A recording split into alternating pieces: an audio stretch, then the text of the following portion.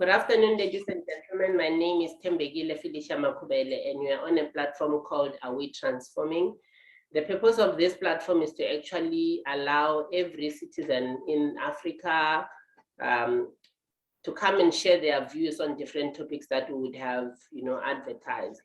And one of the things that we actually aiming towards is to allow people to be able to engage on things that probably they may not be able to engage publicly.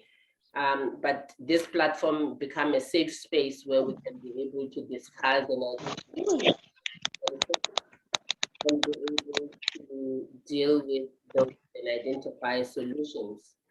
So today we are discussing about what many people, when I advertised it, said to me, this is a very emotional topic, a very sensitive one, but something that needs to be spoken about. I actually thought we usually focus on what women,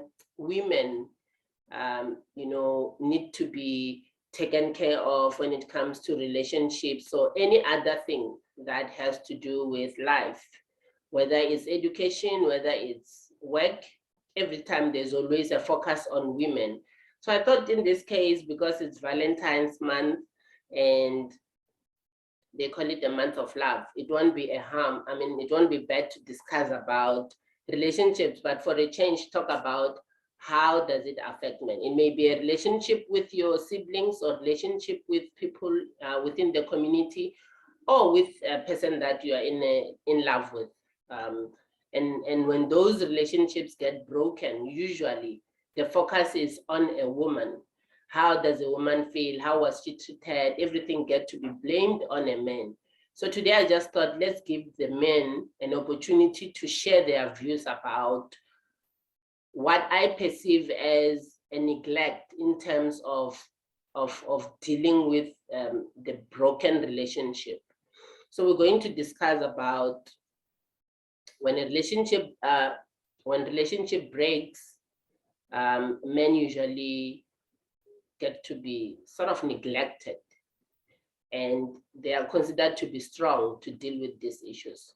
In my view, this results in some of them bottling things up and end up becoming violent, short-tempered, and lashing out at people. Something that I think we need to discuss about.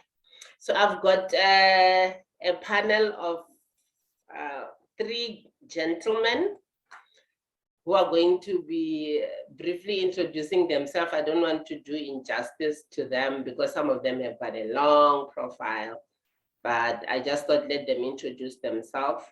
At the same time, we also have Cisna Lady, whom is considered a very well-conversant gender activist, and she has been involved in this field for quite some time.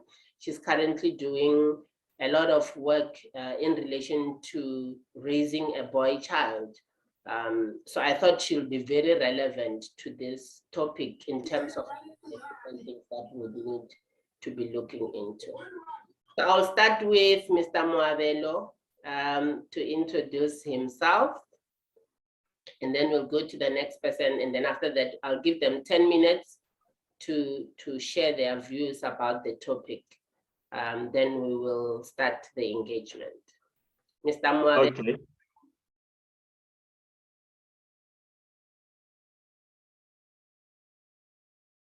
Okay. Thank you very much.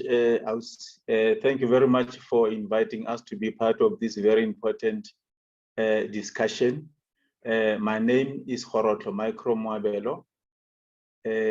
I'm not sure if I must go deeper and say 1, 2, 3, but my name is Micro Moabelo. I think the reason why I'm invited on this platform is that I have published a book called The Life of Love in Life, which talks about the relationships and focus mainly on the cruel part of love, because in my view is that love is part of your life, but it comes into your life later on. That is why it has got its own life.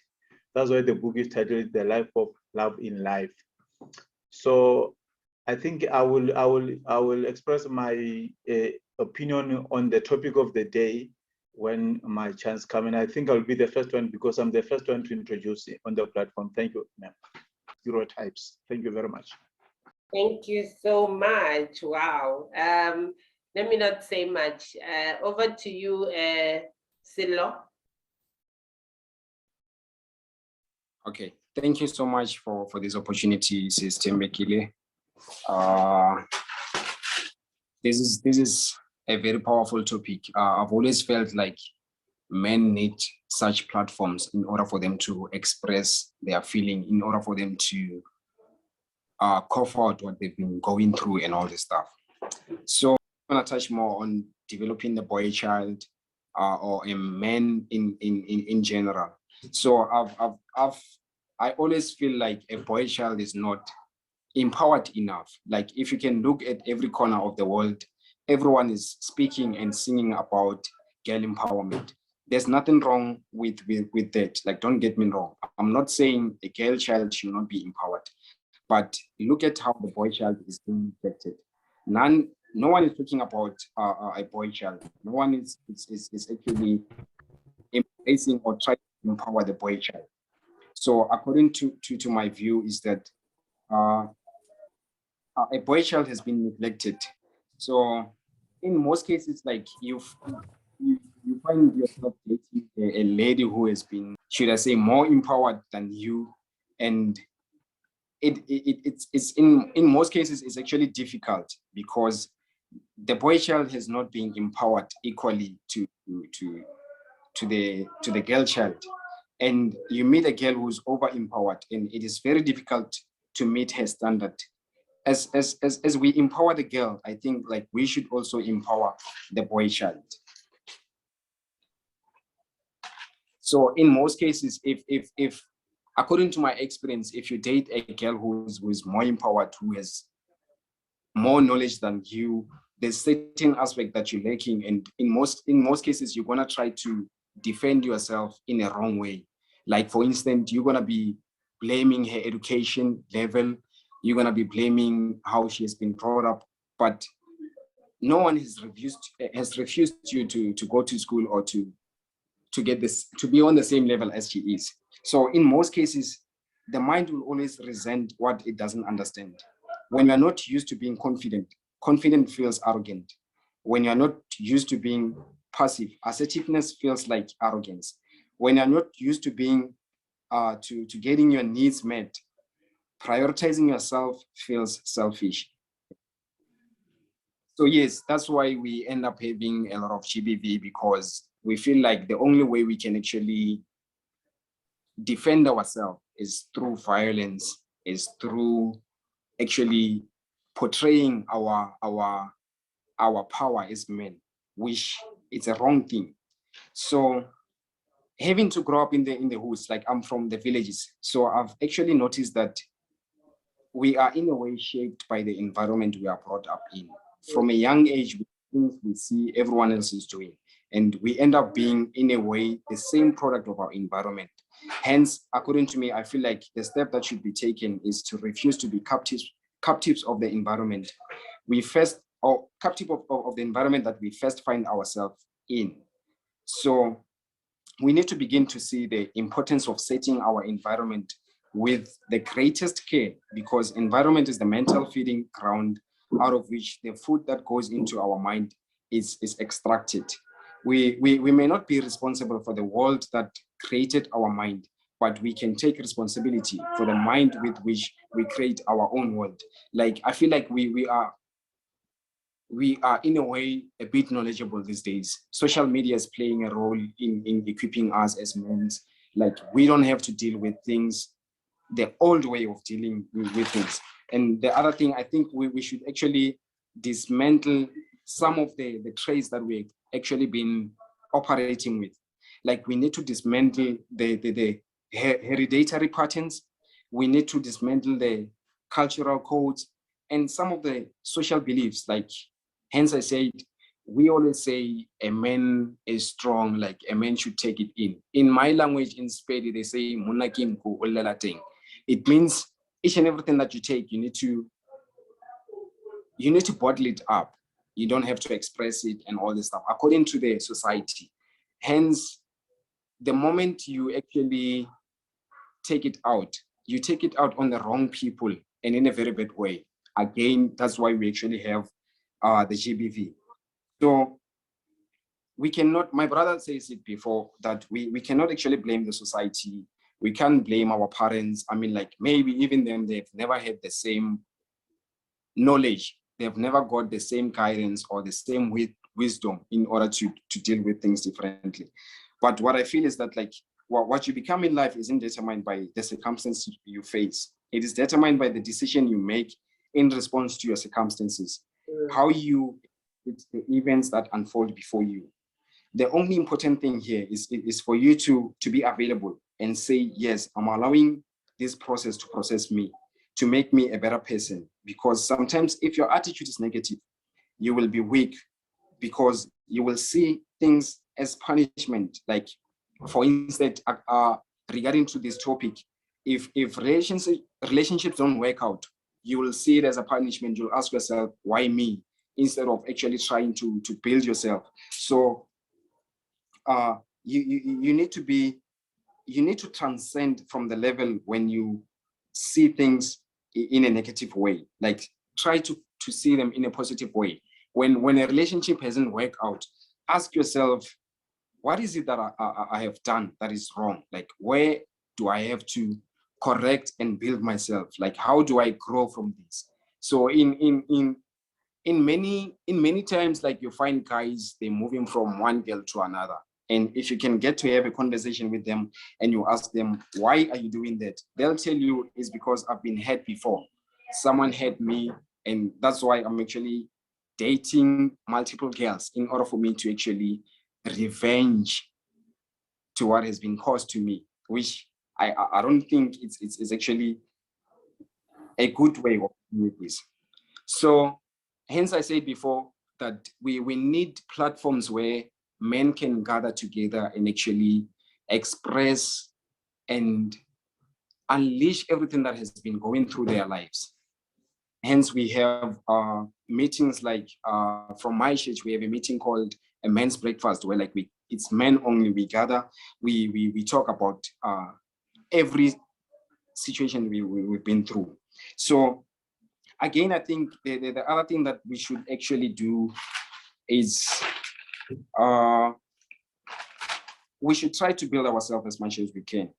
For some of us, I think the main thing that causes this is because for my instant, it's the absence of my father. I feel like if I had a father who actually guides me and tells me, Oguchi, you know what, boy, in life you do this, you don't do this. This is how you roll in life.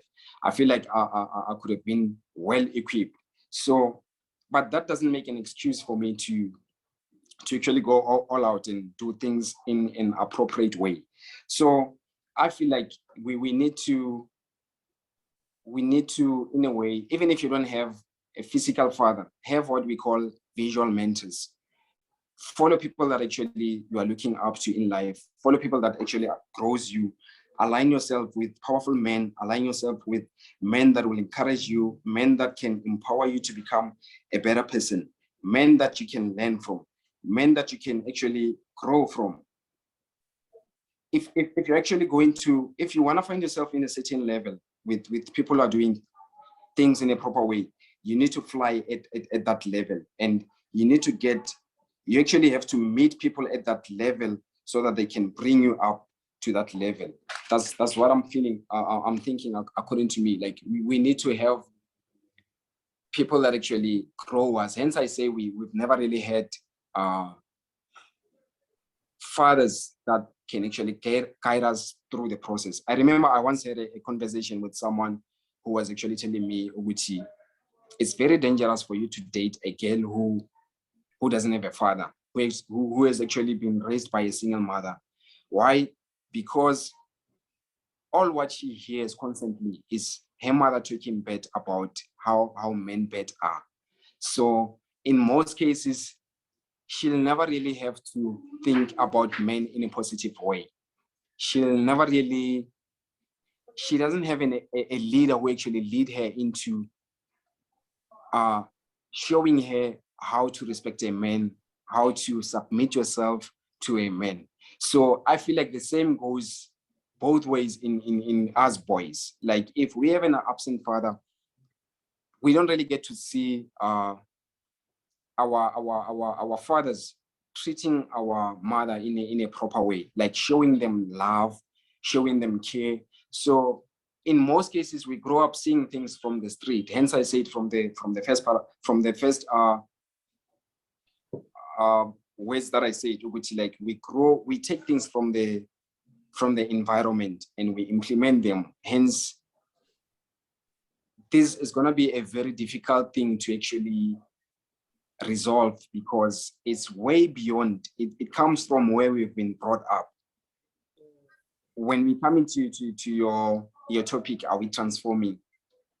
We're not really transforming because we're still repeating the same trends that has been going through, because it's what we grew from, it's what we've been observing. We've been seeing our brothers dating multiple girls and we think that it's stylish, it's actually having swag. Do you understand me? So I think like there's a missing piece in us. Like, and the other thing, I'm very young, so I think the other thing that actually caused us is growing up in a world that is of instant gratification. You can actually get everything you want instantly, except strength of relationship, except growth, except personal development. There's no app for that. So you need to work yourself. You need to develop yourself. You need to, in a way, outgrow yourself and the environment that you come from, because the things that I've mentioned above, you can't have them because you want them. You actually need to work in order for you to access a certain level of wisdom, or in a way operating with ladies in life. Okay. Yeah, I think I've actually touched a lot of things that I wanted to speak about. So I guess the others will actually continue with them when we're doing a dialogue. All right. Thank you so much. Or at what you are saying, it's really quite a learning curve. Thando, or should I call you Pastor Mafu? Yeah, no, it's okay. You can call me Thando. Let's keep it simple. Yes, thank you so much, Stembi, for this platform. Thank you so much to my fellow panelists. They've touched a lot of things. Some of the things that I was going to talk about, they've spoken about. So I won't talk about those. Probably I'll just pass on, just amplify on what they've spoken about. Your topic, are we transforming? The main topic of today is saying when relationships break down, not much is done to support a broken man. Expectations are that he is strong. A very interesting topic because I've been meditating on it to say, what could be the reasons why a broken man is not supported is what I think probably the topic for today is about. Even before we get into those that I think could be the reasons why a broken man is not supported, I had to look at the fact that when relationships break, a lot is lost. Of course, a relationship is between two people. The woman loses a lot and the man loses a lot. I looked at the fact that, sadly, if you look at the case of a divorce, when the relationship breaks, one of the things that someone loses, it's their marriage to their spouse. You lose your spouse, someone that you vowed to live the rest of your life with. And again, probably some, they lose their children because they don't get to live with their children because of the relationship or a marriage that has been broken. Another thing that you find that you lose other relationships now that were connected to you as a couple. It can be church relationships, business relationships, can be friends or any other relationships that were built around you as a couple. So there is so much that is lost when the relationship breaks.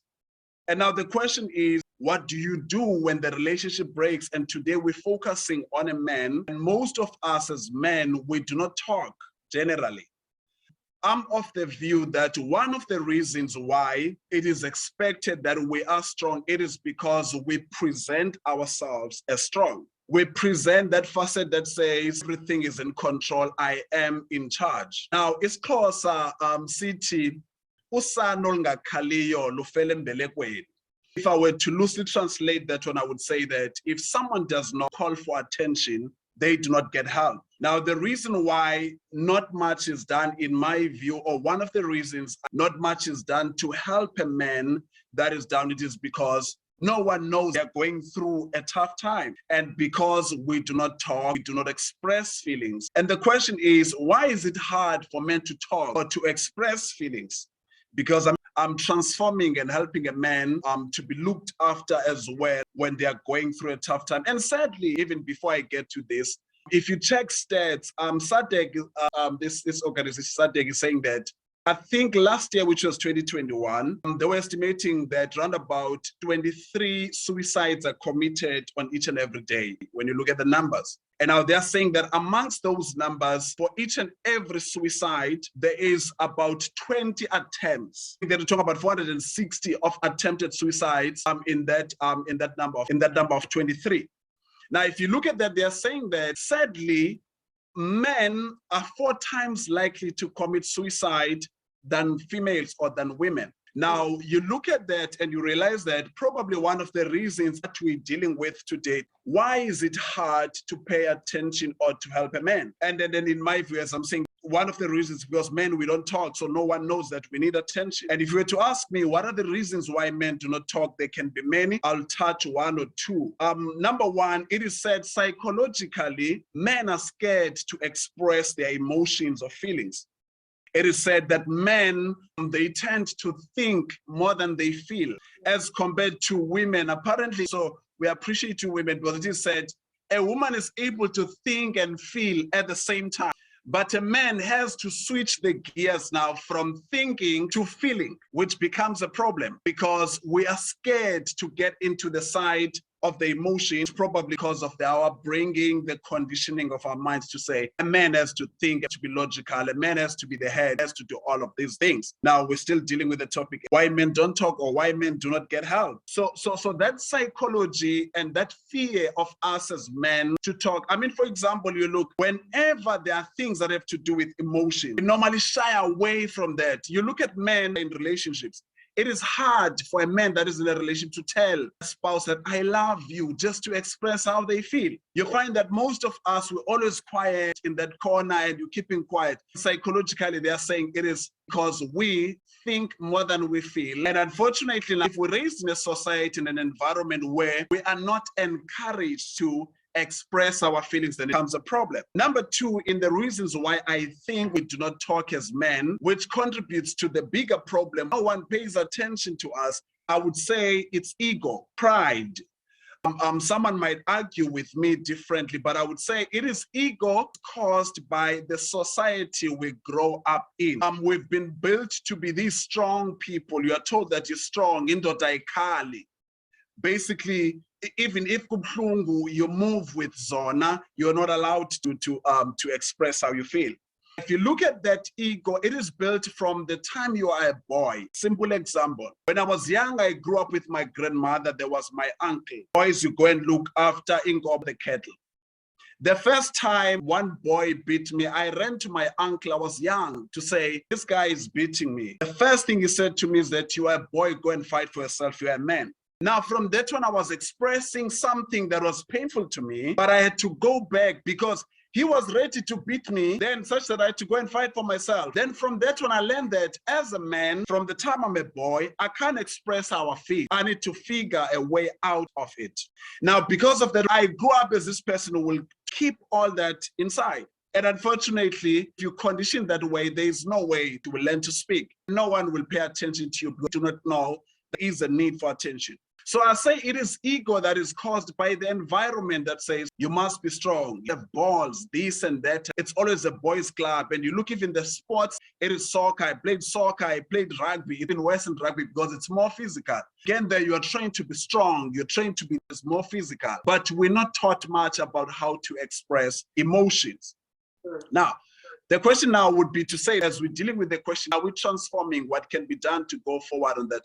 I look at my life and I'm saying, as a man who grew up with my uncle and grandmother, where I was not allowed to express how I feel, how did I find myself able to express myself? A few years back, I went through the break of a relationship. Now, one of the things that really assisted me was to talk to people, find people to talk to. And someone was saying to me, how is it that you are able to find help, able to find people to talk to? I said to that person, let me think about it, because I did not know why and where it came from. Remember, the first 12 years of my life, I was not allowed to express myself. And all of a sudden, as an adult, I had to check what happened. I remember that from my uncle, I went to stay with my mother. And sadly, my father passed on. Basically now, from the age I was 12, I was raised by a mother or a woman.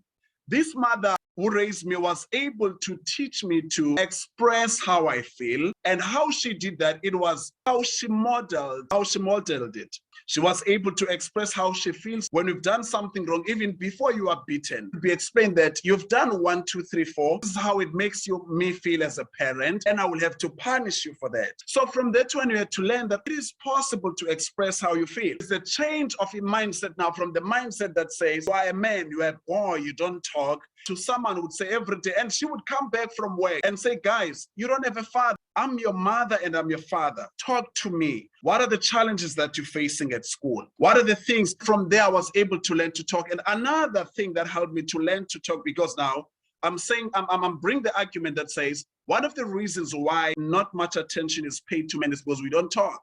Now, one of the ways I had to learn to talk, it is the fact that fortunately, I grew up in a church. Now, for anyone who was born and raised in a church, you know that you are taught how to pray, you're taught to seek for counseling. Scriptures are said to carry each other's burdens, talk to your brother and your sister so that you can express how you feel. And one of the things that I'm grateful about as a man is the fact that I was taught to pray honestly. Now, if you talk about the church, sadly, most of us, we taught to pray not honestly. We are so religious, you can't tell God some other thing. But the people who taught me to pray from Sunday school, they told me that, tell God that, Bao, I think I've got a crush in that woman. So from learning to be honest to God, you learn to be honest even to yourself and to the other people around, which is what has really assisted in my journey of learning to talk.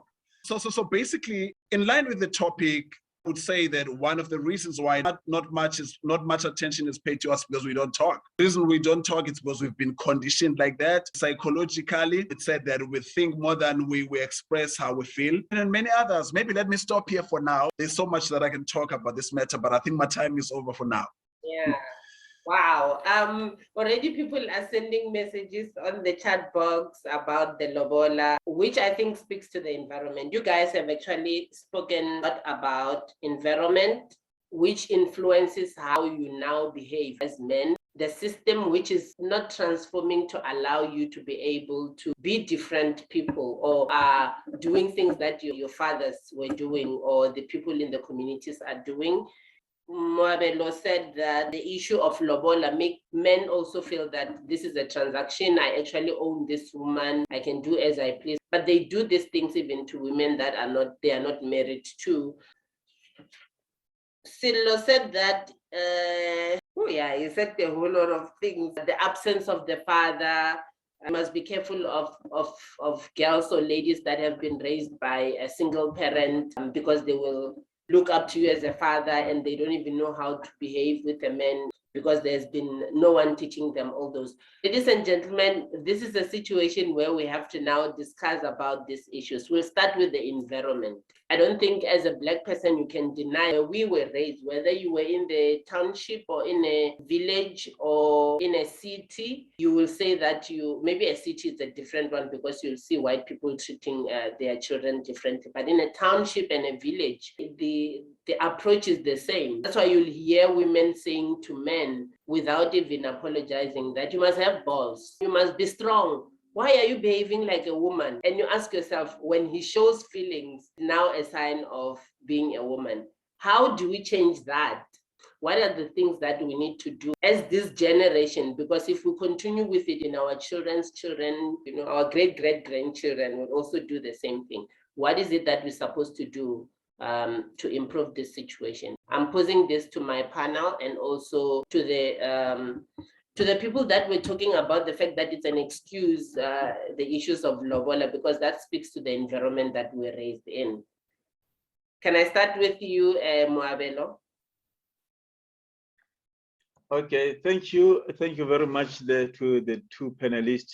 I think the issue of Lobola Mahadi should not be viewed as or maybe should not be used by men to dominate or to show dominance over their wives. Just that I'm not sure, because the main reason we're here, we're asking ourselves, are we transforming? Why are we not transforming from Mahadi Lobola era, the era where the partners are not paying each other anything?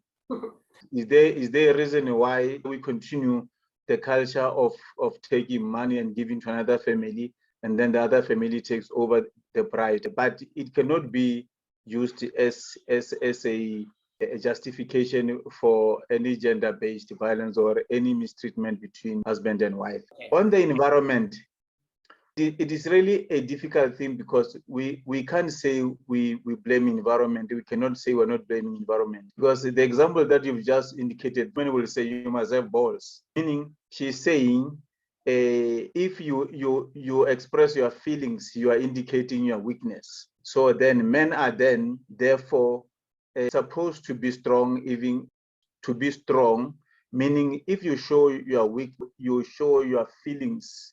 If you need empathy or sympathy, then a woman will think you are weak, and that is why men will then have to bottle up. And then there was I think there was a indication that men are 4 times more than women to commit suicide. Is because we think that if I indicate that I'm suffering from this, others will think that I'm weak. That's why even in the divorce issue, a man who has been recently divorced will not be able to go and seek assistance, because that will be regarded as a sign of weakness. So maybe the environment itself also is playing a role, and the system itself is also playing a role, because if you look at your calendar, there is Women's Day.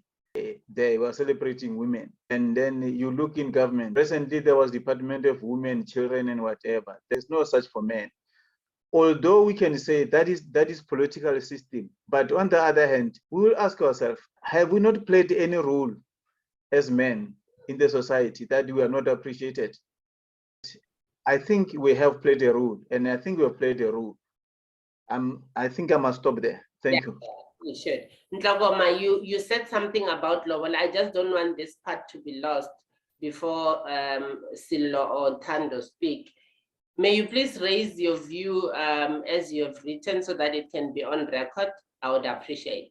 Good afternoon, panel. Good afternoon, System. Thank you for taking my call. I can't read his name, but my point was, I feel as a society, as a Black society in nowadays where we're living, we actually don't understand what Mahadi or Lobola did to the two families. It's definitely not a commercial transaction at all.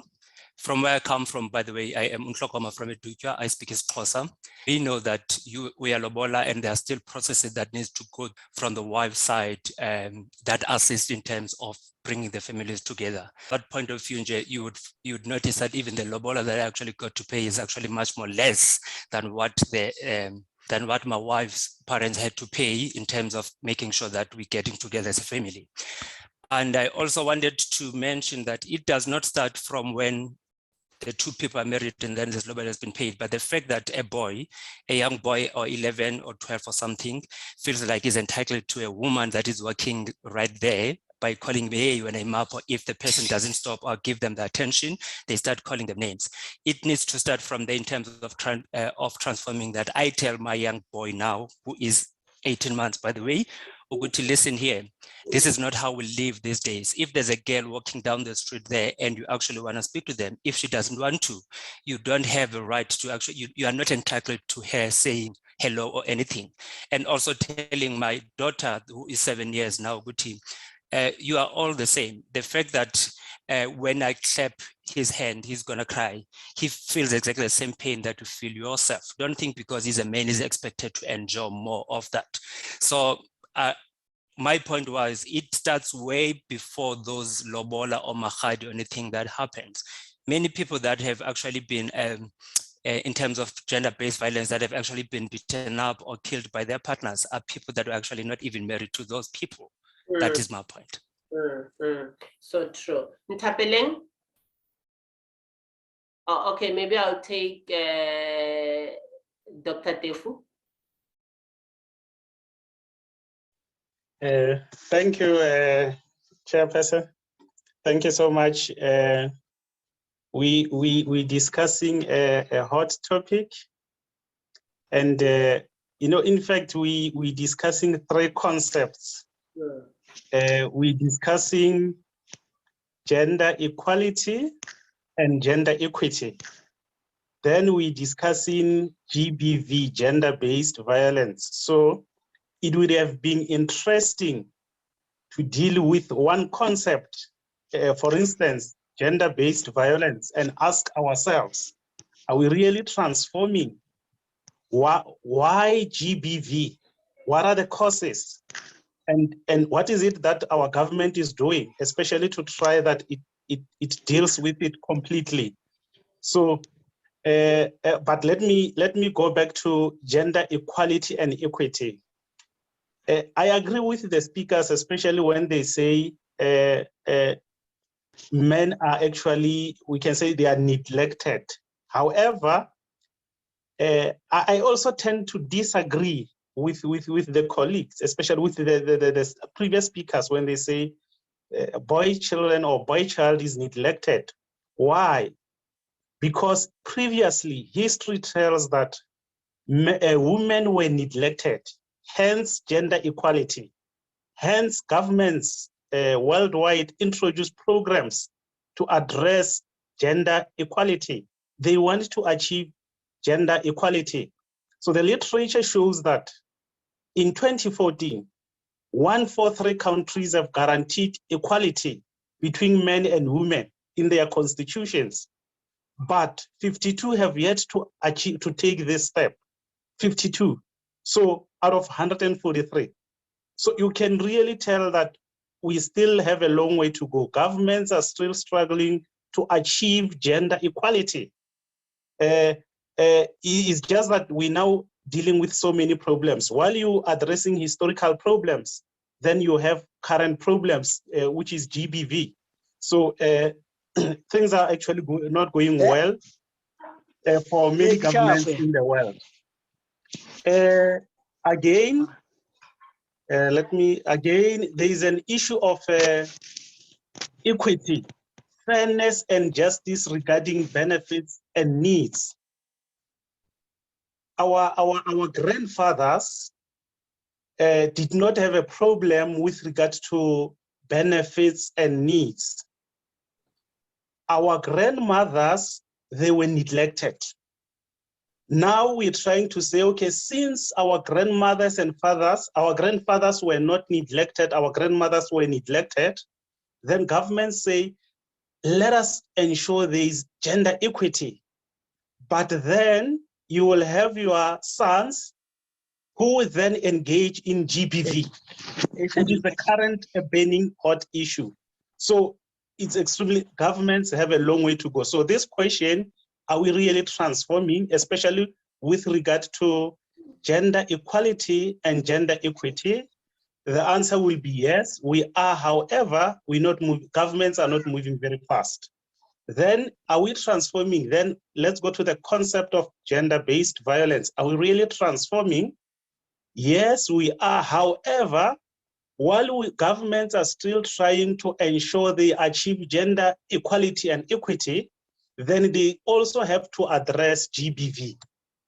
And it's a problem. It's a problem. Let me just leave it there. Thank you. Okay, I will just say, this is something that I would also want to speak to. Somebody said to me, whom we're gonna be hosting on the 5th of March, that you cannot deal with gender-based violence, you cannot deal with corruption until you deal with the character. First deal with the character of the person who is doing these things. And I think this topic is actually saying there are issues which we are missing. Like Ntlogoma was saying, I want my son to understand and my daughter to understand that if I slap my son, he will cry the same way my daughter is going to cry, which now is being moved because the government focus on wanting to achieve the gender equality, addressing the historically issues through neglecting. That is my view, and it may not be correct. That's why I thought this topic will actually be good for us to identify exactly why. That is what the panel members are actually putting on the table. There are things which we never try to address. Okay, thank you so much, Sister Mbi. Thank you so much to all the comments that have been made. Of course, the doc has spoken so much about gender equity and equality and so many things. I thought before I even talk to the matter of the society and us transforming in helping, because I thought initially the topic was about not much is being done. That question, how much is it being done to help a man after the relationship has been broken? Because within the discussion, there are so many other topics that have come up which are very important that we cannot just ignore. One of them, of course, was said. I thought briefly, maybe I can start by passing on the matter of Lobola. I think before we can, of course, many of us are activists that are against the matter of Lobola, but I think it would be unfair to just be actively against it without understanding how it started and what was the purpose of it. Where I come from, at least, I was taught a bit about what was its purpose, how it was being done. And unfortunately, it was hijacked by the Western system. Initially, it had nothing to do with money, nothing to do with selling someone to another family. That's what I was told by the elders where I come from. I was told that one family comes to appreciate another one for raising the daughter. And that other family, the daughter's family, would bring gifts. That's why if you come to KZN, or other places, you'll find that there is that exchange of gifts. So initially it was made for that. But now if we're to ask a question of saying, should we continue with this or not? The discussions that need to be done respectfully with the people that are respecting culture, with the people that are embracing their culture, because I think it would be unfair to say this thing is just unfair without engaging and see what are the reasons why they believe it must still be done. I think in that discussion, so much needs to be done in terms of looking at, is our economy allowing us to continue with such customs? If it's not allowing us, what can be done so that culture is not lost because of economy? How do we balance economy and culture at the same time? If you go to where I come from in the Eastern Cape, you will see the amounts are really hectic. Think for a young man who went to school with NSFAS, who has to pay a Lobola of 80 to 100,000, who is a firstborn, whereas other kids that he must look after. We need to have those discussions, but I'm of the view that they need to be done respectfully. You've got elders that do not understand the economy and everything. All they care about is that they are custodians of culture. We need to respect that culture. Let me stop here for now. I've got so much that I can say here. On the matter of helping a man or a boy child and all of that, I would suggest some of the things that I think we can do. Of course, Dr. Madumi has indicated that there is so much that is happening, even though it might be slower. If I heard him correctly, I don't want to misquote the good doc here. Now, what I think some of the things that we can do now to help a man to start to talk, because I think the biggest issue, as I'm arguing, is that men that have gone through relationships breakdown are not assisted because we don't talk. And we've not been taught to talk, which is what I'm arguing here. Hence, I'm saying that I think one of the things that we need to do is that the people that have managed to learn to talk can engage other men. We need to be each other's, what they call each brothers keepers. It should be our responsibility to say, me and the other, I need to call my brother and say, my brother, how are you doing? How are you doing spiritually? How are you doing mentally? How are you doing financially? If they are married, we can even engage and say, my brother, how are you doing sexually? We need to engage on these matters because we grow up in this society that have made other things to say, it's a man here, it's a woman there. I think we need more and more forums where we sit around, not just joke about the men's conference, but we need to sit around comfortable around meat and those that are drinking to drink their juices so that we can engage on this matter to say, how do we help each other? Because so much is happening. So many people are stuck. There are so many men who are frustrated right now because they've lost relationships. Some they've lost other incomes because of that. But how do we help them to make sure that they are growing and they're becoming better people? Let me stop for now. All right. I think you actually touching on something that I wanted us to move towards. I'm actually trying to avoid bringing government as the only solution to this whole problem, because every time we'll say government should do this, And what we are getting here now is the fact that as citizens, as community members, we can be able to find a way of resolving or solving this problem. On the issue of Lobola, I like the fact that you're saying we need to look at the economic environment, if I may call it that, but at the same time raise these issues respectfully. I think it's one of the debates that probably we might want to have. Also get some traditional leaders to be on the podium so that they can also try to assist in. Tapeling, are you now ready to talk about the Lobola? There are comments already that are agreeing with what Thando was saying. We're on the environment still. It's just that people get to touch on everything, which is good. We're beating many birds with one stone. There's an author here who wrote a book, When Divorce Lands, and I will put her on the spot and would like her comment because it's something that she wrote and the book won awards. Sis Thuli, if you can, your view on the environment, Lobola, the breaking of the relationship. Good afternoon to everyone in attendance. And yes, I've been listening with interest. And yes, you have stated correctly, my name is Tshula Karelse. I've written a book, When Divorce Lands. And the book is looking at the subject of divorce from a Christian's perspective, looking at us as the church, how much we have created the cul-de-sac, you know, for those who are hit by this storm of divorce. And we have committed an error of failing to embrace them and still keep them within church with love. I'm not going to dwell much on the book, but based on the book, then I would conduct some teaching sessions and some prayer camps with the follow-up of Christian counseling. And true, my perception has been it's very difficult to secure attendance, you know, from the men folk on all these initiatives, be it it's a teaching session, be it it's a prayer camp, be it it's a call to say, should you need Christian counseling in as far as this challenge is concerned, please, you know, come forward. It's really, really difficult. In quite a number of sessions that I have conducted to date, I've only had one man who came to attend.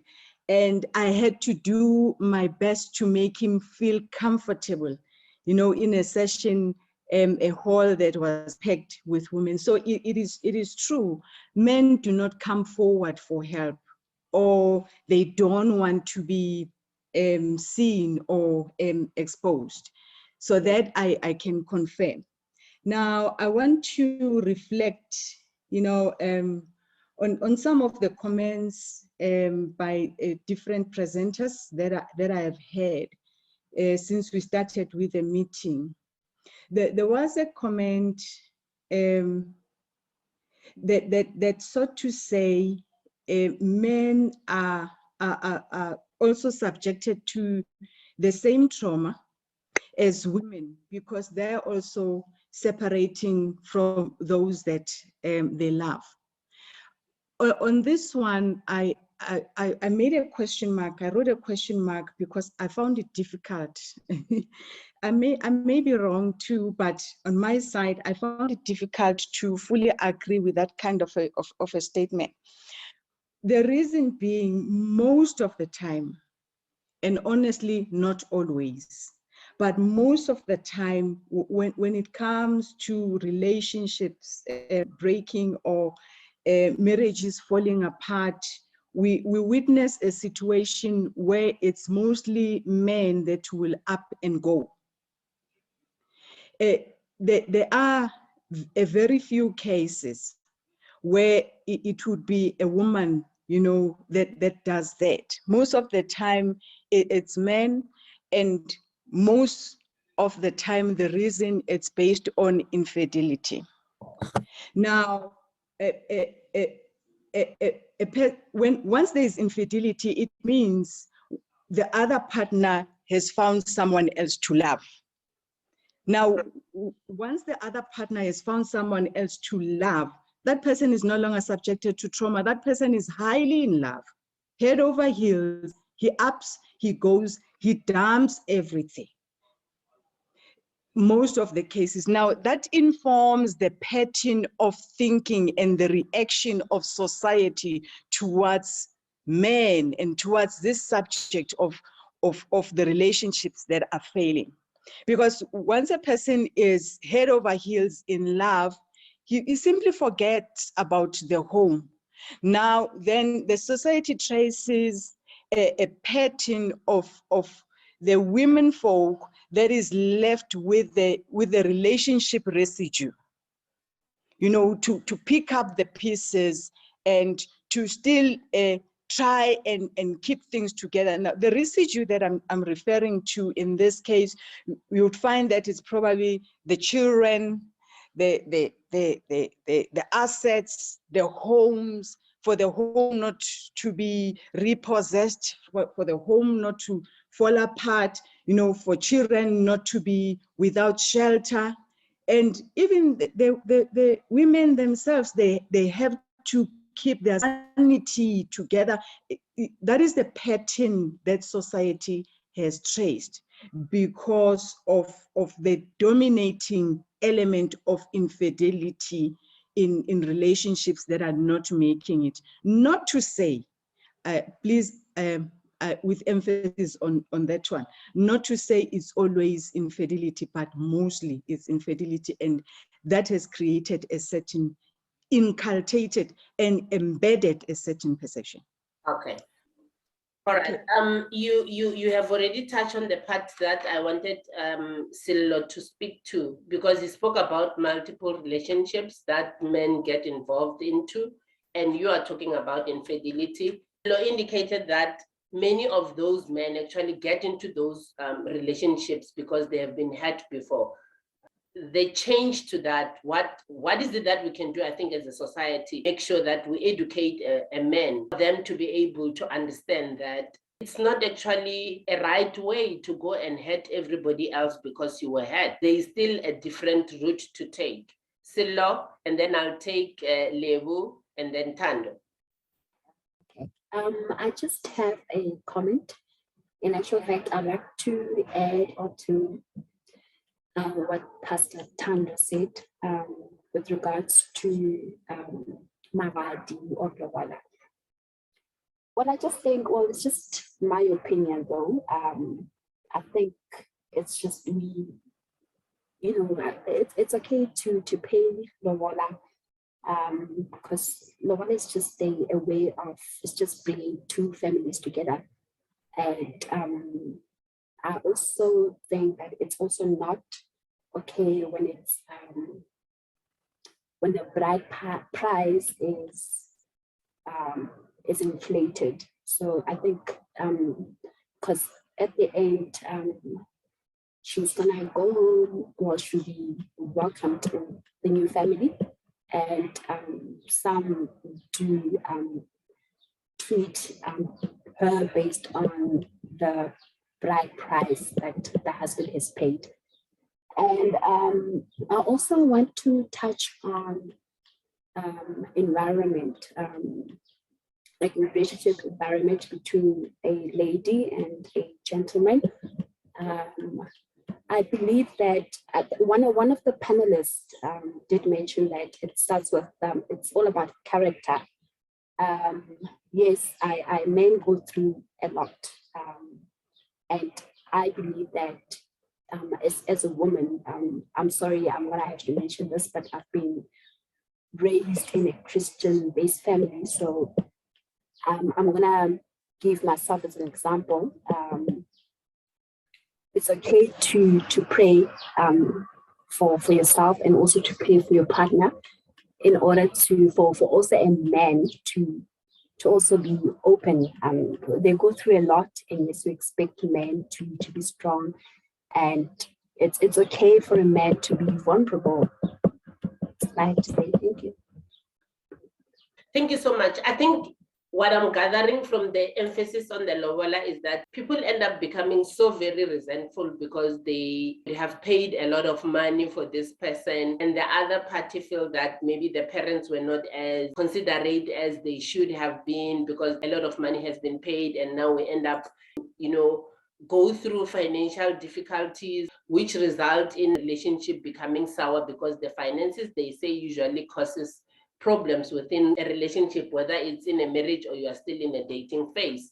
It also exposes the fact that I think it's Sello who said that when you meet a lady who is financially, stronger than you or is more successful than you, it's a bit intimidating. Going to a space where you paid a lot of money as a man and a lady is angry with the parents that they have led to the marriage, though it is a cultural thing, they have contributed to a marriage now having financial burdens. And as a woman who is now stronger in terms of finances and success, become the one who is now carrying the burden of having to make sure that the family is running as it's supposed to. The men become very quiet because the man is angry about having paid.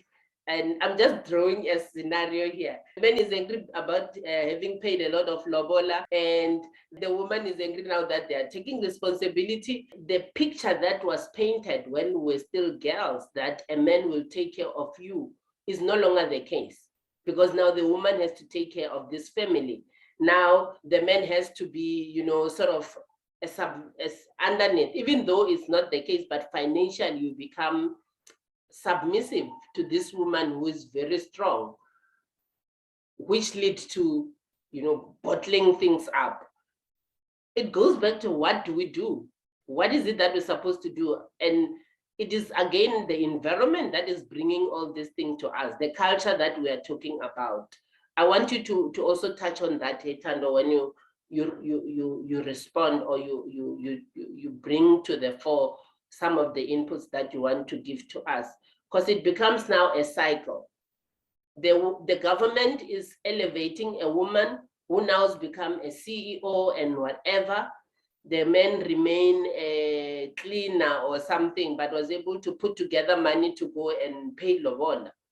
Now coming home, the woman knows that the men will not have money because they still have to pay for the loan of the wedding, of the Lobola. Some of them go and take loans. And now the woman is become now a breadwinner, which becomes, they become resentful. How do we deal with that? Because that is created by the system, the environment, which we cannot run away from, but we need to find a way of changing that. And Sister Tshula is saying the forums that you spoke about, men don't usually come to those forums because it's like you're exposing your weaknesses in front of other men. Like there are so many men here, many of them some of them send messages and said, this is a good topic, but I'll just come and listen to other men and hear their views. It's like a weakness to talk. How do we break that? Oh, thank you so much, Thembi. I think first let me respond to Unatsiga or Tshula or Mamutuli and Kosho Unkolele if I'm not respecting you enough. Thank you so much for what you shared, and I'm interested to get the book that you wrote.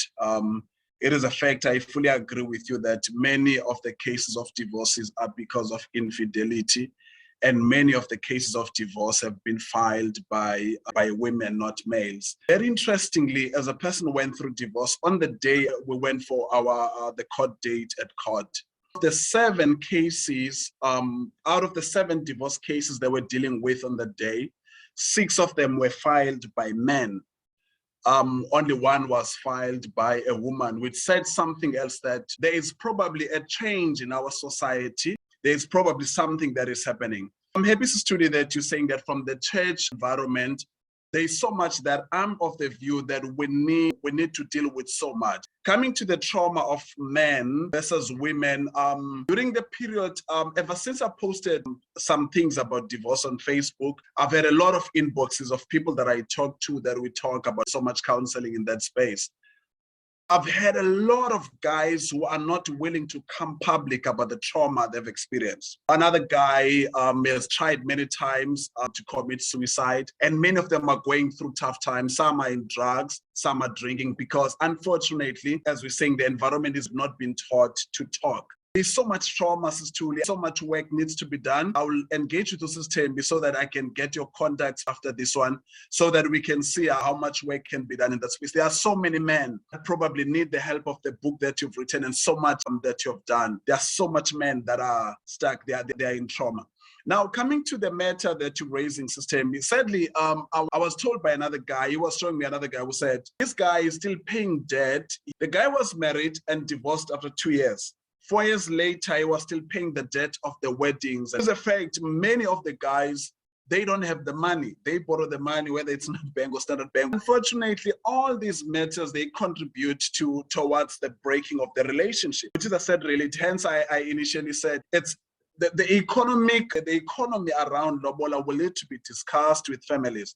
The church that I pastor, I've engaged with the people to say, Bafetu, ladies that are here, before you get married, give me an opportunity. I am ready to be a sacrifice. I'm ready to go and meet your family. We discuss the realities. We need to sit down and say, we need to look at the realities. I'm ready to do that, because it's unfair that a family would demand 80,000 from someone who has nothing. But again, the family feels like they're entitled to do so because the society, that's what it's saying. And so I'm saying that respectfully, we need to engage on these matters so that we can engage on that one. Coming to the matter you raised, which is probably the last one that was raised by my fellow panelists on the matter, I think in our society, so much needs to be done in terms of, because women were disadvantaged in the past, there's so much that is being done by government and society to empower women, such that most women now are able to do your engineering, all the courses that were always kept for men and the past white males and all of that. We see a lot of women growing to higher positions, which is great,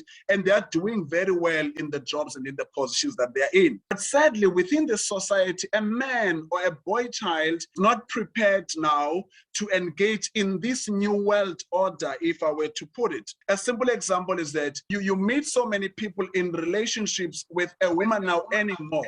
As a man, I'm the head. I as a man and all of this. That's why I'm saying that we need serious conversations. Fortunately, churches, they are already organized. They can start there, and other organizations, to say, how do we deal with the fact that we've got couples where a man might not be the main provider in terms of finances? We need to redefine things. What does it mean if it is to continue, or some other terms, we need to change them to say, we need to look at the family being able to say that both the couple are providers. Yes. And then the two of them will agree how they work around the families, because it brings serious problems. Yeah, let me stop for now. Thank you very much for the platform and to be afforded the opportunity to engage in this it's very important and very sensitive.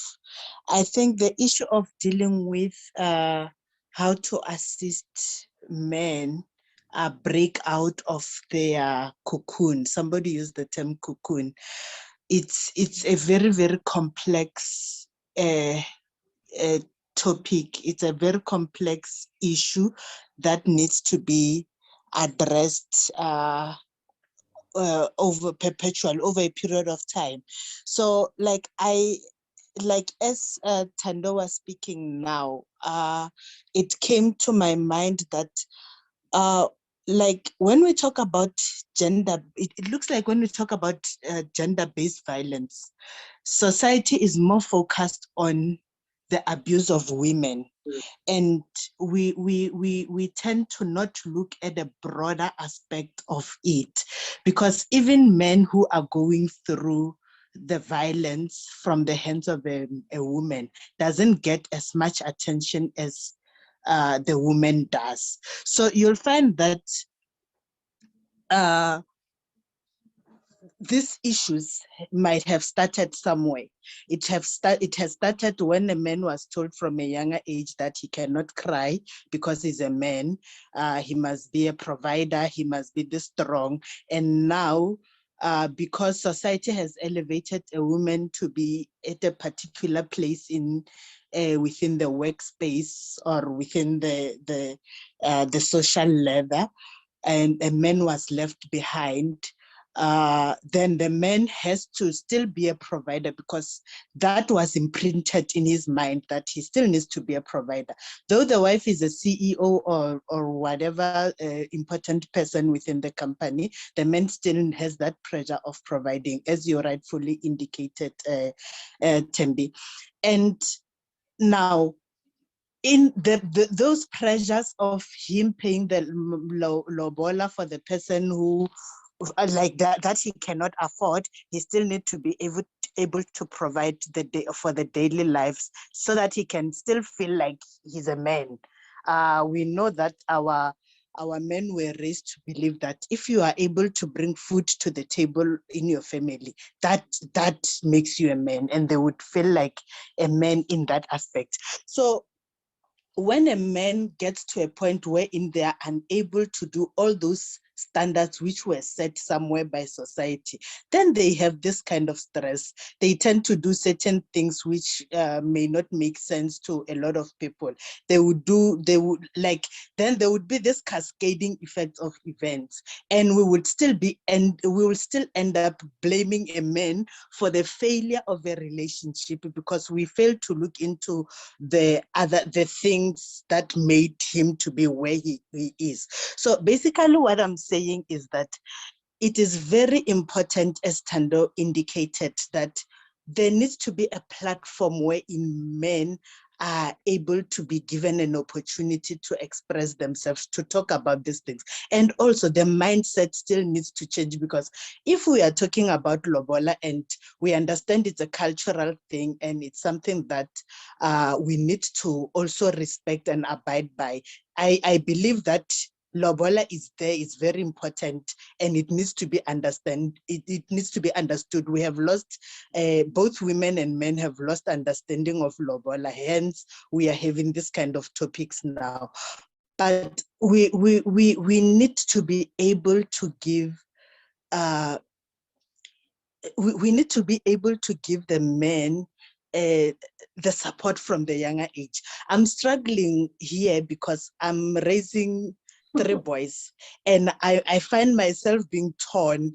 I don't know exactly what should I tell them, because we know that if a woman shouts and says, you know, in 2005, I was in a relationship with this person and he beat me or he raped me,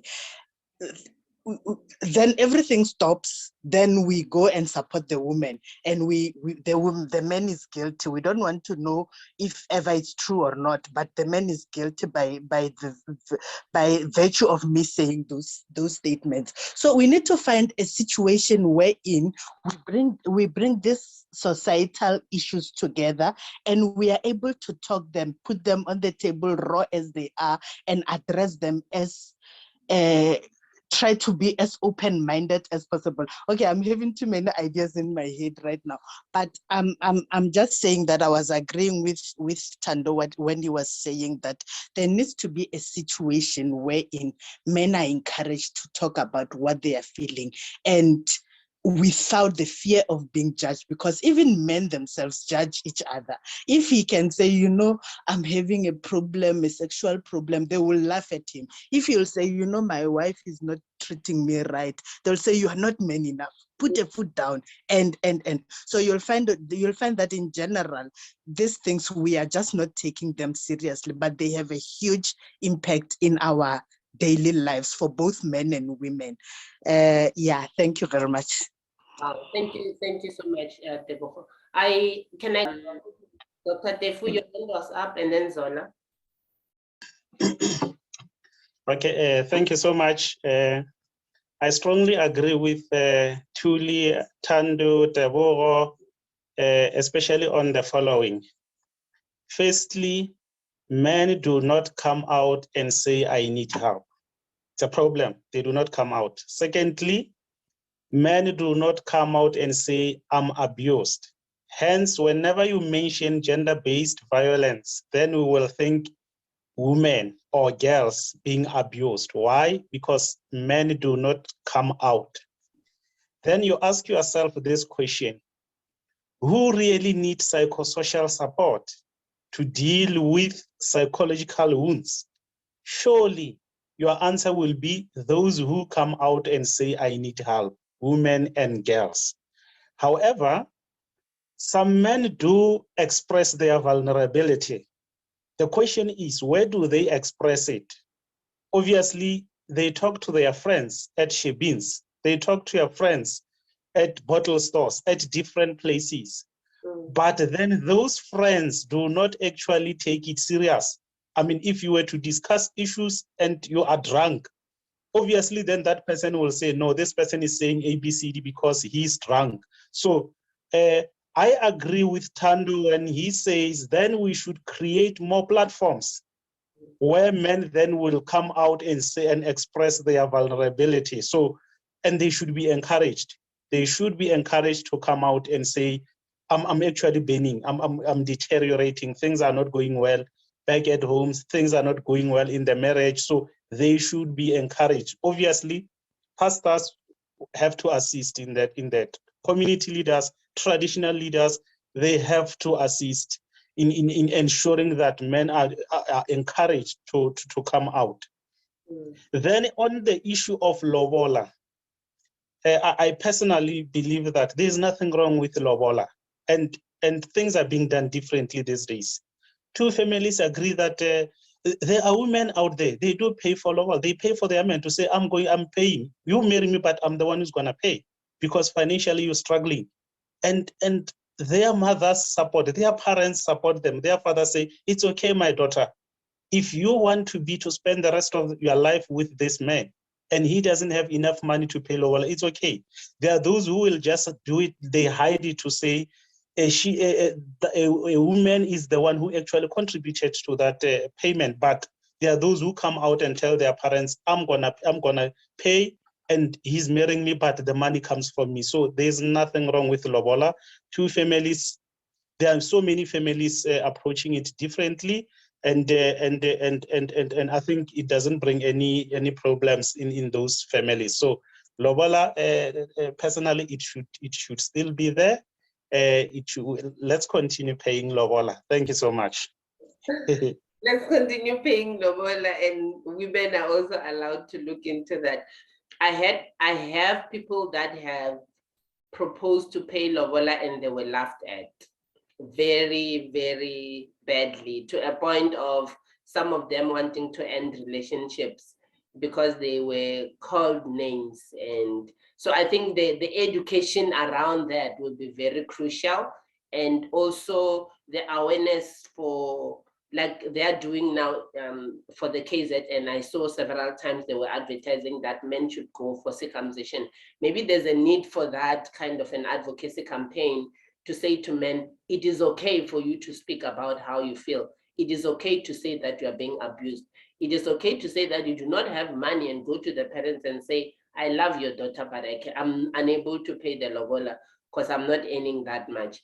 In my culture, there's something called pay Lobola. Lobola ngwana angaheli is like, I'm trying to get the English word. It's like you pay Lobola endlessly.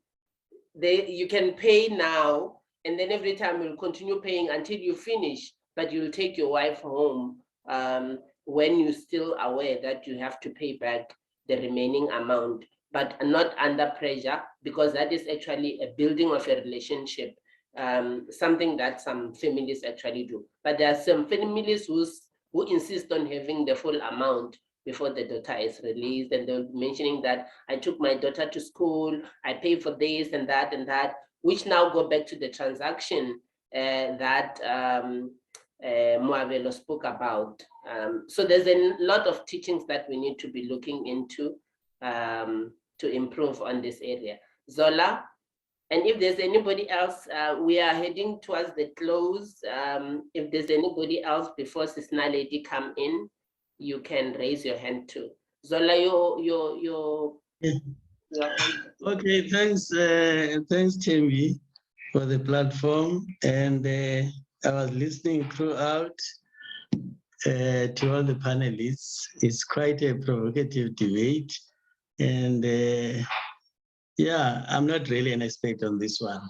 But what I do know, I'll start with the Lobola issue. I think Lobola is still relevant. and important. As Pastor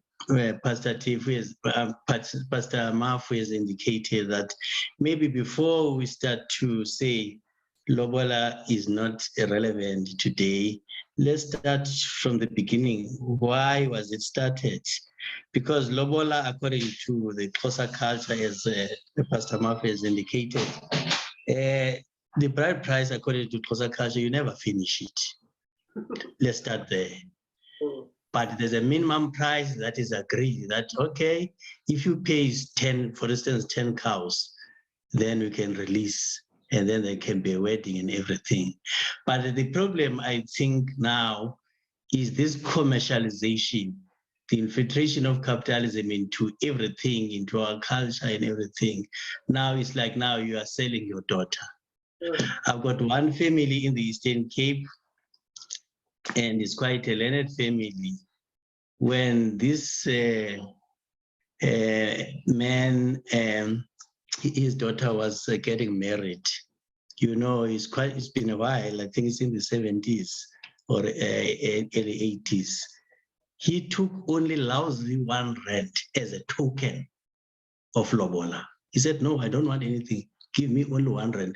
That R1 I'll keep there in the safe as a token. I don't believe in this thing of selling. But for me, I think Lobola is there to create a relationship, because there are other processes, like the other panelists has indicated, who's also from the Eastern Cape, that have to be done. Because now you are bringing those two families. And in our traditional culture, you know, when those two families, there are processes, there are rituals that must be performed. And those things are very crucial in our culture. But the problem is that now is this Western culture that has infiltrated everything, is religion that has also distorted some of our cultural practices. And there are lots of positives in the African traditional culture that are very good. But now we tend to just, now someone will just say, I'm going for a white wedding, ignoring all the traditional practices. So I think there's a lot that, and part of the failure is this institution of traditional leadership. And, you know, Inkosi are failing the African community. They are not rising to the occasion. They are not playing the role they are supposed to play. And nothing shows this than what is happening in the Eastern Cape and other provinces that do initiation of boys. You can see what is happening is totally, I've never heard of this thing when I was growing up, where you have an issue dying on the mountain. It's totally new. So you can see how everything has been corrupted. So I think, and also the problem is that the class that should be leading as well, the petty bourgeois, the learned class, has just migrated into the West. It neglected their, because education should be the meaning of education to improve your own community. But now we just get westernized. Even when you embrace this religion, you say, no, I'm no longer doing those things. You know, there's a lot of confusion. There's a lot of confusion. And even if you look at white people, there's lots of practices that they do, but they won't say this is a racial word, but they still do it. In Cape Town, where I spent a lot of my life, every weekend, if you go where I stay in Case River, you'll find them in the graveyard with flowers and everything. What are they doing there? Really, what are they doing? Perform whatever they have to perform. So for me, I think with marriage, the institution of marriage, there's a lot that you can learn from the traditional African culture, many positives that can remedy the situation. Like now, the previous speaker was saying that the focus is more on the victim. What about the perpetrator? Well, that means there's a problem with this perpetrator. How do I understand a man of my age raping a 2-year-old baby? Even if she's 12, even if she's 18, raping your own daughter, that is just taboo in African culture. Even at university, you'll find other students, male students beating up their girlfriends or whatever, and they say it's normal. It has never been normal. Okay. I'm more than 50 years now, but I've never seen a man that has gone to the mountain beating up a woman. When I was growing up, I've never seen that. I've never seen my uncle doing that. Zola, you bring a spin to this thing. I've noticed the hands that were raised because you keep on emphasizing the things that are taught at the mountain, which I may not want to divulge because I'm told they are very private. But when you look at the people, at the male or men, whether they've been to the mountain or whatever you want to call it, the behavior, the character is the same. Keeping quiet, no crying, no showing emotion, bottling things up. Keeping quiet when it's time to discuss things, keeping quiet and just walking out sometimes. Or even at work, you can see that, playing out, more especially female, and you're actually leading. I'm not raising it like towards you, but to everybody else, that this is actually an indication of the fact that the system and the environment that we grow up in teach these men that you are not supposed to be doing A, B, C, D.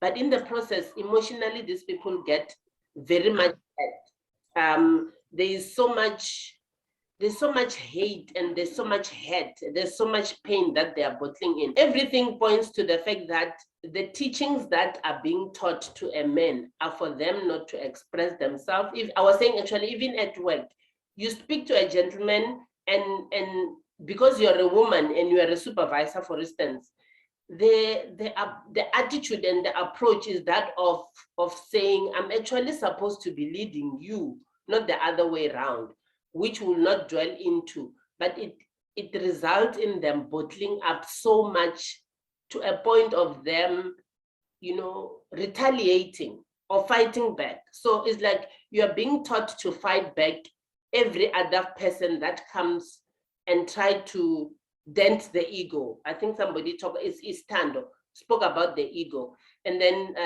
Moabelo spoke about the fact that the involvement of the family in the whole upbringing of a boy is such that they are taught in a manner that makes them to think that it's okay not to express themselves. And here we are saying we want them to express themselves to avoid situations where it's a ticking bomb, it's a time bomb.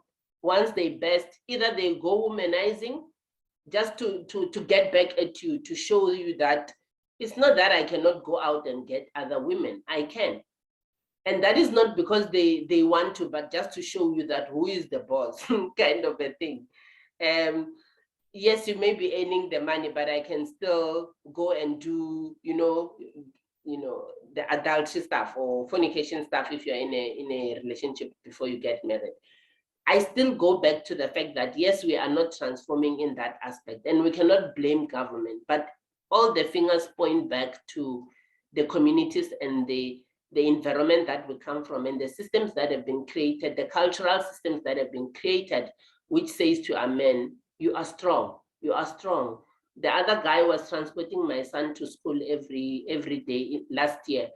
And every time my son will complain that this guy is jumping the robot red because they are taught at school.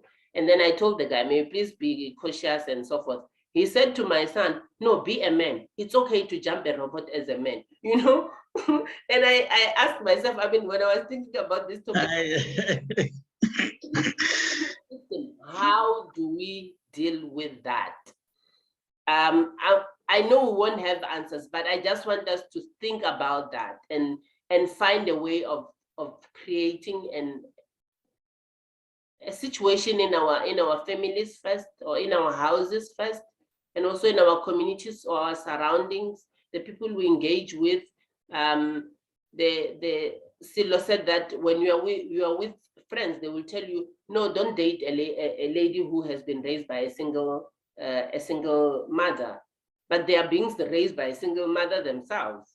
What makes them different from the lady who is being raised by a single? So there are so many problems and so many issues that emanates from the upbringing and the environment that we come from. And it molds our character. Sesna lady, what is it that we're supposed to do as a gender activist, and you having experienced this and teaching people about life transformation that we're supposed to be looking at? Yeah, we still have much to do in this type of scenarios. Let me just go back and thank you very much for the opportunity. Let me just go back to say breakup is so painful, guys, regardless of what. And mostly it causes stress, it's so emotional, whether you wanted it or not, it triggers all sorts of pains. So when you are dumped, you even go to an extent of maybe bringing doubts in life, whether you will make it in life or are you a failure. So I think it's very, very important to say, when we are mothers, it's very, very important that we take care of our children equally, we raise them equally. This issue of the blue boys and the pink girls, and then it is also something that maybe it comes as something, as a root of what is happening now. The reason why am I saying so?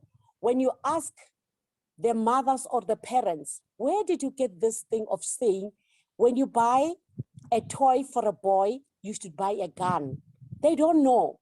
Why? Where did we get this thing of buying a girl child, some dolls, some dishes? They don't know. Nobody knows. Where did we get this? We just found ourselves in that situation. I mean, this is where everything was instilled. When you buy a gun for a 2-year-old, because this is the time when we're buying our children toys, you are instilling something, that you are getting something, you're trying to put something in his system, and he will definitely grow with that. And you can imagine when after getting that toy, what he does is to trigger, and he expects you to fall down as a mother. Mama, that says a lot to us. Let's go to the girls. When you buy them dolls, I've never had anywhere in a hospital where they say a 14-year-old girl has given birth and he stayed in the hospital for 3 months because they're trying to teach her on how to carry a baby. She already knows on how to carry that baby, because this is what we instill to them at the year of 2. And mind you, if you want to invest in your children, you start at the age of 2. And this is where we start everything in terms of what are the stereotypes I'm talking about. We start them there. Now, they grow in that, especially another point that from the family circle, when a man is named after my father, he becomes a father immediately he's born. When they say, this is Matimela because my father is Matimela, then that boy grows up knowing that I'm a man, I'm a father. And then you can even see the way he walks because he knows he's a father. That is the respect that we give to that particular boy because of the name. That's another important thing that we think we instill that into our own children. The other aspect is a respect of the other gender, the other sex from the other sex. What I'm trying to say is, when you bring your own children, they must know that a girl and a boy in a family, they are equal. No one is super from the other or over the other. And at the age of 2, when a boy cries, what do we say as mothers? You are a big boy, don't cry. You instill that in that particular young boy. And you always say, you mustn't act like a girl. You instill it, you plant it, and it comes into that little boy's system. And you cannot, when the system has already grown up in that boy, at the age of 26, you start to uproot that. It is not going to be possible. So I'm saying to everyone to say that the way we bring our children, that's the way they will act, that's the way they will grow up. So it's very, very important to know that the social expectation of us as fathers and mothers, we always say to them that they need to be tough, they need to be aggressive. You know, you cannot be beaten by your peer. Go and beat her back, go and beat him back. This is us. We are doing that to those children. That is why we find ourselves in this situation now. But yes, let us try by all means to say, yes, we passed that, we are all found ourselves in that situation, but we still have another generation to come. So I'm saying to us, let us start now to close that stereotype, to close that gap that we see how we were brought up. Because all of us, we can see. Now we talk of gender-based violence. To me, gender-based violence is because we don't understand what the word gender means. That is why every time when we talk of gender-based violence, they are thinking of a man beating a woman. It is not about that. We are fighting with our sisters. I'm a sister, I have a sister. We are fighting. We are fighting with our mothers-in-law. What is that? It means that everyone is hurt in one way or the other. So we just have to know that when we talk of gender, before we can even come to based violence, when we talk of gender, we talk of the role of a woman and a man in the society. Some of those roles are coming with stereotypes that we as the agents of change need to change it.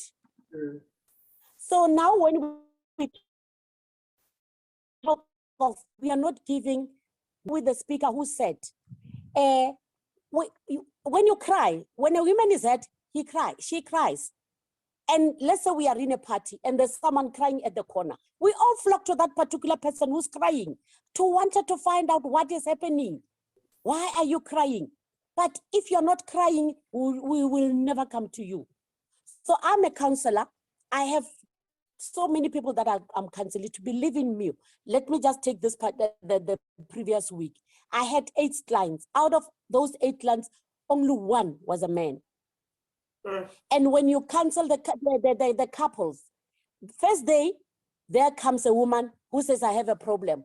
You forced yourself to say, bring your husband together. And then when the husband comes, you deal with the first session, the next session, he's not there.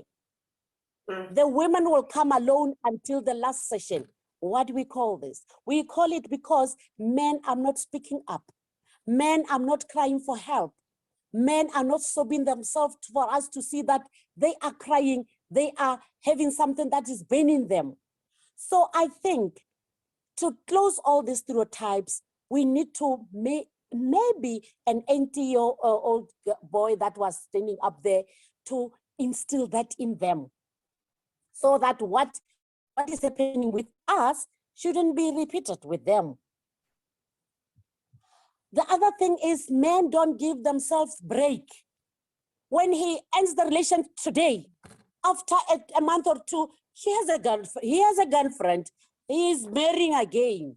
I want to concur with Tshula when he says, I think she was talking, I said, let's get this point. Men are initiators of everything. When I'm proposed, I'm proposed by a man. And when the man wants to end the relationship, he's prepared. Because you don't end the relationship, you start thinking of ending the relationship today and tomorrow you break it. No. Then the man has already intensified everything that he's gonna be doing in terms of telling the girlfriend of the wife that I'm ending this marriage, I'm ending this. Therefore, to me, they've already prepared themselves to that particular shock. But when you come to me as a woman, it's a blow for me because I was not prepared for that. But not always, of course, as Tshula says, but most of the cases, it happens that way. I hear us talking of the Lobola. I've realized in the Lobola, the other thing except the money. To say, have you realized that when we come to Lobola, nothing is talked about except money? Nothing. Debo malume, debo rachadi, They don't talk of then how, guys, now these girls, kids are getting married. So how can we take them through this kind of a life? And no, it's about money. How much are we going to charge us? 80,000, and that's it. Sign here. Baha, Masipa, Baha, Semenya agreed to take this money. So it's about that. The other gap that I see during the Lobola, it's about intercultural marriages. We never said anything about knowing that I'm a Shangani, the other one is a Pedi. When we come to the negotiations, we must talk about our own cultures. We don't. I've been into Lobola negotiations so many times. We don't. And then I just want to give you one scenario, what happened in my counseling. There was this lady who was a Zulu and married to a Pedi guy. And then this lady, when she was married, she had 2 children, 2 boys. And then when they get into a marriage, the Pedi people know that when you are getting married with children, those children take your surname, but not with the Zulu people. But then the Pedi guy said, no, if they don't take my name, then I've got nothing to do with them. And that is another gap that we don't even entertain. So I think when we go on with other topics, because I think this is not the end of the world, we're still gonna go on with this type of intern. And then the other gap that I've seen, it's about the courtship. We don't use the courtship in the right way. I still remember when they say, it means take your time to know that particular person. But when we are in love, we are blinded by love that we can't even study the character, the background of the the same person I intend to spend the whole of my life with. That's another gap that I think we need to take care of. The education on marriage. I heard some speaker talking about we are not taught. Yes, we are not. Even your own parents, when they know that you are getting married, they receive the Lobola, they will never take you through to say, my girl, my boy, this is what you are going to go through. And it's not always the case. They never talked about that to us. And I think on all these things that we are talking, the most important thing is upbringing. Let us close the gaps in the upbringing of our own children, so that when we instill whatever that we want them to be as men, as women, this is what we have planted as parents from there. I think I tried to summarize everything that I've been hearing, and then I think that's the points that I want to put on table. Thank you very much. Thank you so much. Ladies and gentlemen, this is Sisna Lady Masipa. She's gonna be coming back to talk about raising a girl child and a boy child. When we advertise, I believe you're gonna be interested in wanting to be part of the discussion again. Can I also, again, as part of closing up, give the panel members an opportunity to give closing remarks? I think Sisna Lady has summed everything up, but I would like to give you an opportunity since you were part of the panel. Please allow me, I'm just burning inside. Just allow me a few comments. Thanks, Ausna Lady. I strongly agree with all what you just said. Firstly, I think there's a confirmation that men are not strong. That's what I wanted to say. Men are not strong. Why? The reason why I'm saying this is because obviously they contribute in their majority. Evidence tells, it shows that they do contribute to gender-based violence, which is an indication that they are depressed. It's an indication that they need help. It's an indication that they should be prioritized. So when he started, he indicated that a boy child is neglected. So then it comes in here to say, oh, if they contribute to GBV in huge numbers, then it is an indication that although we're working hard towards achieving gender equality, we must not forget that men should also be prioritized, because now they're contributing to this pandemic GBV. Lastly, men must always learn to accept that when it's over, it's over. I think this is where most men are failing to accept that it is over, and that person says, I do no longer want to be part of your life. We must learn to accept that. We must learn to walk away. And the other thing, upbringing. So you spoke about the environment. It's extremely important. It's key.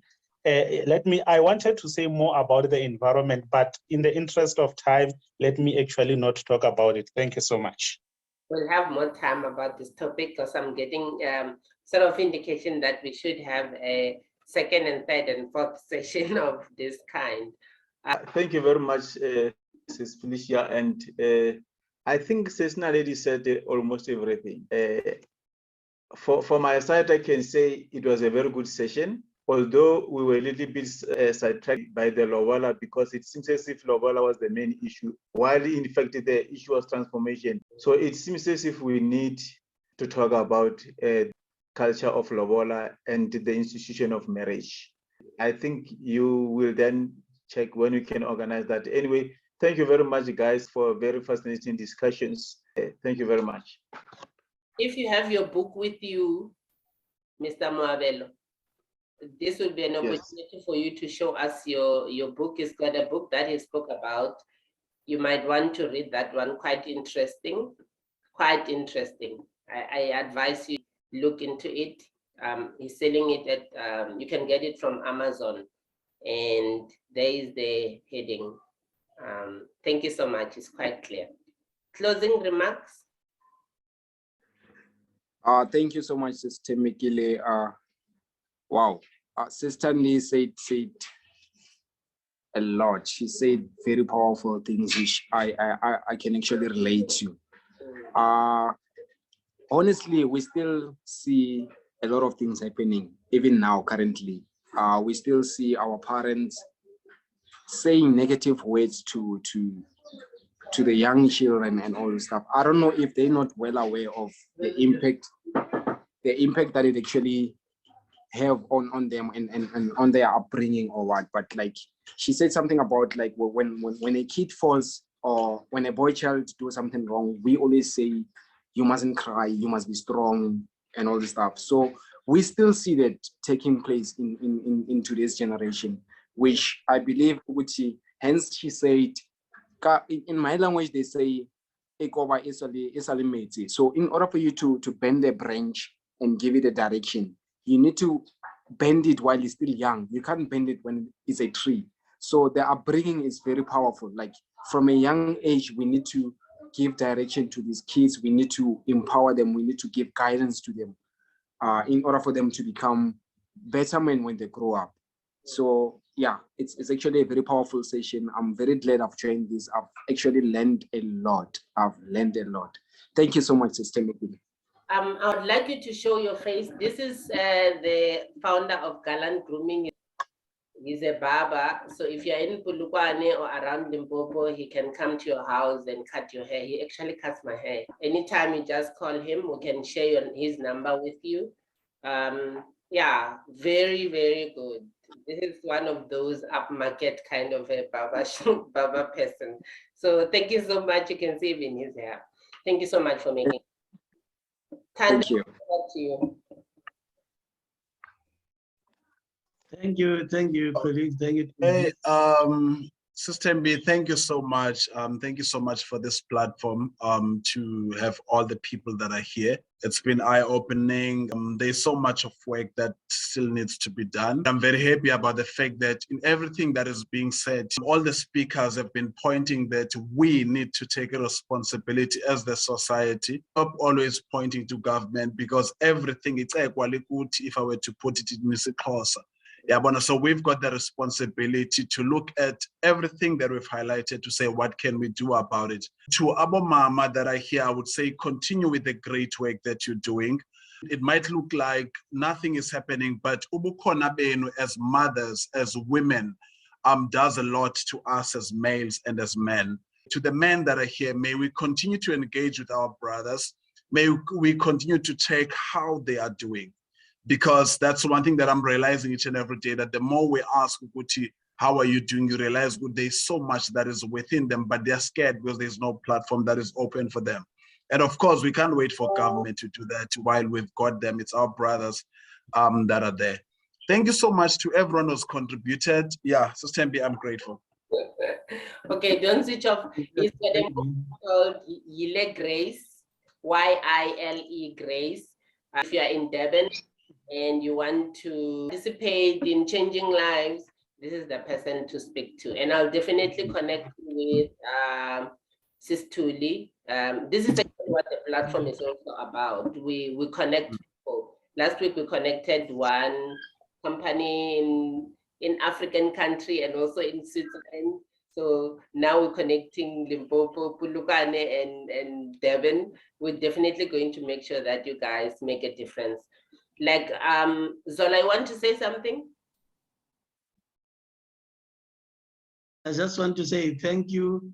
And ndifuna ukuthi nakuwe Mfundisi Mafu, I think nani kwicala lenkolo there's a big role that you should be playing. You know, kwi-Muslim culture kukho into ekuthiwa is-madrasa, where abantwana after school bayapha. I think African culture need abantwana. There are lots of positives. I know there will be contradiction here and there, but umzekelo ngoku abantwana baya kwi-mountain, and like land system, you'll find there's no difference between those who went to the mountain and those who didn't. And exactly, it's like that in behavior. You'll find, you know, in Cape Town, the Eastern Cape, entabeni abuye aphinde ohlala ekoneni nabanye otsotsi abasesikhona again or arobhe. And I mean basic lando inenothi yesixhosa ithi indoda ayithatha into engayinikwanga. How to go and do heist indoda kuthiwa mayisebenze. So yeah, there's a lot to be done, and it's not government. It's us, it's community. Oh, sorry. Yes, that is so true. But it starts with us. I took an initiative, and I think everybody else can take an initiative of starting small. It doesn't have to be a very big group. You can start with very few people, and you speak to them and you engage with them. And then it grows into a community that, you know, engage. This is going to be watched by so many people. And I'm going to also share on the YouTube channel, which is called Are We Transforming with Tembegile Felicia Makubele. You can go there on YouTube and see other videos that we have recorded before. On Facebook, we are going towards 4,000 members, and we're going to be sharing in different groups that I'm affiliated to, just to make sure that people get to know about these things. I believe this is one of those things that is actually going to assist us to be able to improve as we go on and make sure that we change our communities. This is Are We Transforming, and thank you so very much for making time. To my panelists and Sister Lady, I definitely appreciate the fact that in 2 days I requested you and you are available. You know, I really am grateful. It shows how much you are willing to make a difference in the community, and we'll definitely host you next time to talk about raising a girl child and a boy child. Thank you so much. Have a lovely evening and make a difference where you stay. It starts with you.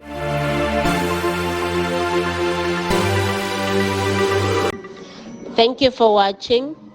Please don't forget to subscribe to our channel and also follow and like our LinkedIn and Facebook page. See you next time.